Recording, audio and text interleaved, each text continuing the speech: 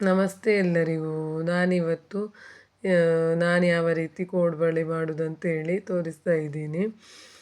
ನಾನು ಅಕ್ಕಿ ಹಿಟ್ಟು ಮತ್ತು ಕಡಲೆ ಹಿಟ್ಟು ಹಾಕಿ ಕೋಡುಬಳೆ ಮಾಡ್ತಾಯಿದ್ದೀನಿ. ಅದಕ್ಕೆ ನಾನು 1 ಗ್ಲಾಸ್ ಆಗುವಷ್ಟು ಕಡಲೆ ಹಿಟ್ಟನ್ನು ತಗೊಂಡಿದ್ದೀನಿ. ಮತ್ತು ಅದೇ ಗ್ಲಾಸಲ್ಲಿ ಅಕ್ಕಿ ಹಿಟ್ಟನ್ನು ತಗೊಂಡಿದ್ದೀನಿ. ಆಮೇಲೆ ಉಪ್ಪು ಹಾಕ್ಕೊಳ್ತಾ ಇದ್ದೀನಿ. ರುಚಿಗೆ ತಕ್ಕಷ್ಟು ಉಪ್ಪು ಹಾಕ್ಕೊಳ್ಬೇಕು.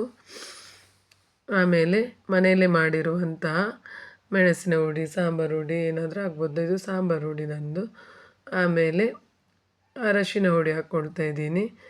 ಆಮೇಲೆ ಕಾಳು ಹಾಕ್ಕೊಳ್ತಾ ಇದ್ದೀನಿ. ಆಮೇಲೆ ಚೂರು ಚೂರೇ ನೀರು ಹಾಕಿ ಕಲಸ್ಕೊಳ್ಬೇಕು. ನಾವು ಚಪಾತಿ ಹಿಟ್ಟನ್ನೆಲ್ಲ ಯಾವ ರೀತಿ ಕಲಿಸ್ತೀವಿ ನೋಡಿ, ಆ ರೀತಿ ಒಮ್ಮೆಲೆ ನೀರು ಹಾಕಬಾರ್ದು. ಚೂರು ಚೂರೇ ನೀರು ಹಾಕಿ ಗಟ್ಟಿಯಾಗಿ ಕಲಿಸ್ಕೊಳ್ಬೇಕು. ನೋಡಿ, ಈ ಥರ ಚೂರೇ ನೀರು ಹಾಕ್ಕೊಳ್ಬೇಕು.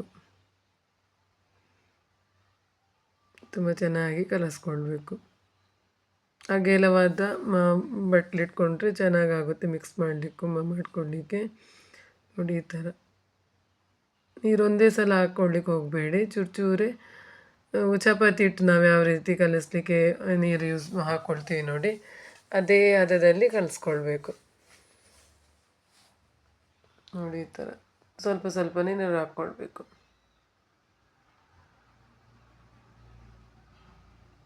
ಚೆನ್ನಾಗಿ ಮಿಕ್ಸ್ ಮಾಡಿಕೊಳ್ಬೇಕು. ಇದು ತುಂಬಾ ರುಚಿಯಾಗಿರುವಂಥ ತಿಂಡಿ. ಸಂಜೆ ಹೊತ್ತಿಗೆ ಇದನ್ನು ಮಾಡಿ ಸ್ಟೋರ್ ಮಾಡಿನೇ ಇಟ್ಕೊಳ್ಬೋದು.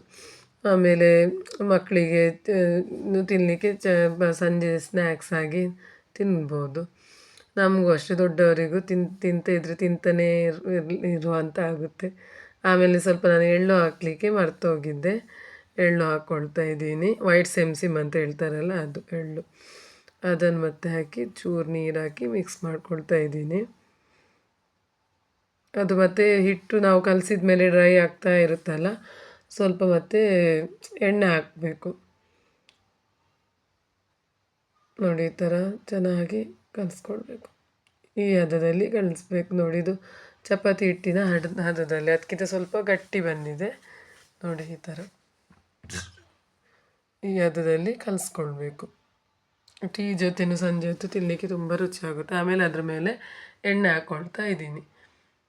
ಎಣ್ಣೆ ಹಾಕಿ ಮತ್ತೆ ಮಿಕ್ಸ್ ಮಾಡಿಕೊಳ್ಬೇಕು. ಆಗ ಅದು ಬೇಗ ಹಿಟ್ಟು ಡ್ರೈ ಆಗಲ್ಲ, ಒಣಗಲ್ಲ. ಇಲ್ಲದಿದ್ದರೆ ಒಣಗಿದರೆ ನಮಗೆ ಅದು ಕೋಡುಬಳೆ ಶೇಪಿಗೆ ತರಲಿಕ್ಕೆ ಕಷ್ಟ ಆಗುತ್ತೆ. ಅದಕ್ಕೋಸ್ಕರ ಎಣ್ಣೆ ಹಾಕ್ಕೊಳ್ತಿದ್ದೀನಿ. ಆಮೇಲೆ ಎಣ್ಣೆ ಕರಿಲಿಕ್ಕೆ ಬಿಸಿ ಮಾಡ್ತಾ ಇದ್ದೀನಿ. ಎಣ್ಣೆನೂ ಅಷ್ಟೇ, ಇದು ಜಾಸ್ತಿ ಏನು ಬೇಕಂತ ಇಲ್ಲ, ಜಾಸ್ತಿ ಎಣ್ಣೆನೂ ಎಳ್ಕೊಳ್ಳಲ್ಲ. ಆಮೇಲೆ ಒಂದು ತಟ್ಟೆಯಲ್ಲಿ ಒಂಚೂರು ಎಣ್ಣೆ ಹಾಕ್ಕೊಂಡಿರಬೇಕು. ಅದನ್ನು ಕೈಗೆ ಹಚ್ಚಿ ಚೆನ್ನಾಗಿ ಆಮೇಲೆ ರೋಲ್ ಮಾಡಿಕೊಳ್ಬೇಕು. ಚೆನ್ನಾಗಿಲ್ಲದಿದ್ದರೆ ಅದರದ್ದು ಆಕಾರ ಶೇಪ್ ಬರಲ್ಲ. ನೋಡಿ, ಈ ಥರ ತುಂಬಾ ಮಾಡಲಿಕ್ಕೆ ಸುಲಭ, ಮಾತ್ರ ಸ್ವಲ್ಪ ಟೈಮ್ ತಗೊಳ್ಳುತ್ತೆ.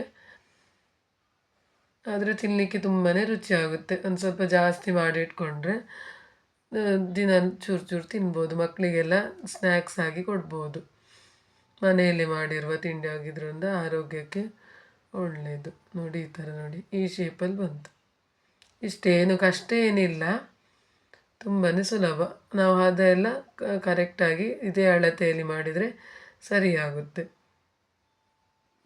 ನಾನು 1 ಲೋಟ ಅಕ್ಕಿ ಹಿಟ್ಟಿಗೆ 1 ಲೋಟ ಕಡಲೆ ಹಿಟ್ಟು ತಗೊಂಡಿದ್ದೀನಿ. ಅದೇ ಅಳತೆಯಲ್ಲಿ ಮಾಡಬೇಕು. ಮತ್ತು ಚೂರು ನೀರು ಹಾಕಿ ಹಿಟ್ಟು ಕಳಿಸ್ಕೊಳ್ಬೇಕು. ಮತ್ತು ಎಣ್ಣೆ ಹಾಕಬೇಕು. ಆಗ ಅದು ಡ್ರೈ ಆಗಲ್ಲ, ಒಣಗಲ್ಲ ಹಿಟ್ಟು. ನೋಡಿ, ಈ ಥರ ನೋಡಿ, ಏನು ಕಷ್ಟ ಏನಿಲ್ಲ ಅದರಲ್ಲಿ. ಎಣ್ಣೆ ಬಿಸಿ ಆಗುವಷ್ಟರಲ್ಲಿ ನಾನು ಎಲ್ಲ ರೌಂಡ್ ಮಾಡಿಟ್ಕೊಳ್ತಾ ಇದ್ದೀನಿ ಕೋಡುಬಳೆ ಶೇಪಿಗೆ. ನೋಡಿ,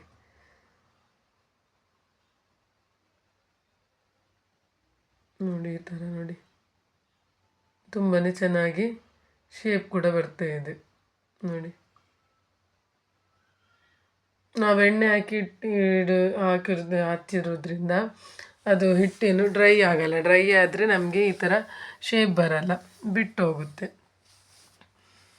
ಇದೇ ಹಿಟ್ಟಲ್ಲಿ ಚಕ್ಕುಲಿ ಕೂಡ ಮಾಡ್ಬೋದು. ನೋಡಿ ಈ ಥರ ನೋಡಿ. ಆಮೇಲೆ ಚೆನ್ನಾಗಿ ಎಣ್ಣೆ ಬಿಸಿ ಆಗಿರಬೇಕು. ಈ ಥರ ಒಂದೊಂದೇ ಆಗಿ ಎಣ್ಣೆಗೆ ಬಿಡ್ತಾ ಬರಬೇಕು. ಆಮೇಲೆ ಆಗಲೇ ಸಟ್ಕ ಸ್ಪೂನ್ ಹಾಕ್ಬಾರ್ದು, ಸ್ವಲ್ಪ ಹೊತ್ತು ವೆಯ್ಟ್ ಮಾಡಬೇಕು ನೋಡಿ. ಆಮೇಲೆ ಒಂದೊಂದೇ ಕವಚಿ ಹಾಕಬೇಕು. ಸ್ವಲ್ಪ ಹೊತ್ತು ಹಾಗೆ ಬಿಡಬೇಕು ಗೋಲ್ಡನ್ ಬ್ರೌನ್ ಬರುವವರೆಗೆ. ಆಮೇಲೆ ಅದು ಕಾಯುವಷ್ಟರಲ್ಲಿ ಇನ್ನು ಸ್ವಲ್ಪ ನಾನು ಅದೇ ರೀತಿ ಕೋಡುಬಳೆ ಶೇಪ್ ಮಾಡ್ಕೊಳ್ತಾ ಇದ್ದೀನಿ. ಇಷ್ಟೇ ನೋಡಿ.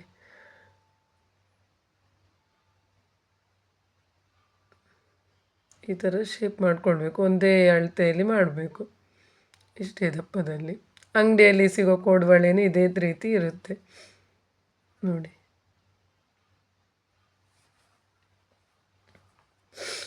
ಆಮೇಲೆ ಚೆನ್ನಾಗಿ ಮಿಕ್ಸ್ ಮಾಡಿಕೊಳ್ಬೇಕು. ಕಾದಿದಂತ ನೋಡಬೇಕು, ಒಂಚೂರು ಗೋಲ್ಡನ್ ಬಣ್ಣ ಬರಬೇಕು, ಕಾಯಬೇಕು. ಇಲ್ಲಾಂದರೆ ಒಳಗಡೆ ಬೆಂದಿರೋದಿಲ್ಲ, ಸ್ಮೂತಾಗಿರುತ್ತೆ. ಸ್ವಲ್ಪ ಹೊತ್ತು ಕಾಯಲಿಕ್ಕೆ ಬಿಟ್ಟರೆ ನೋಡಿ, ಈಗ ಈ ಬಣ್ಣ ಬರಬೇಕು.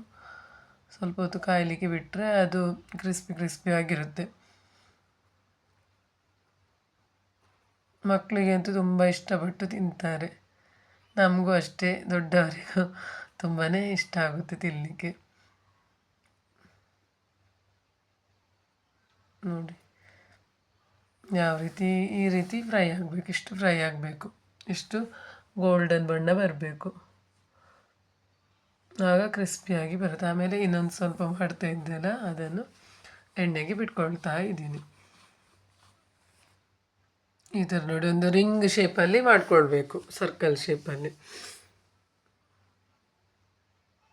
ಎಣ್ಣೆ ಹಾಕಿರೋದ್ರಿಂದ ಏನು ಪ್ಲೇಟಿಗೆ ಅಂಟೋದು ಆ ಥರ ಏನೋ ಅಂಟೇನೋ ಆಗಿಲ್ಲ ಹಿಟ್ಟು.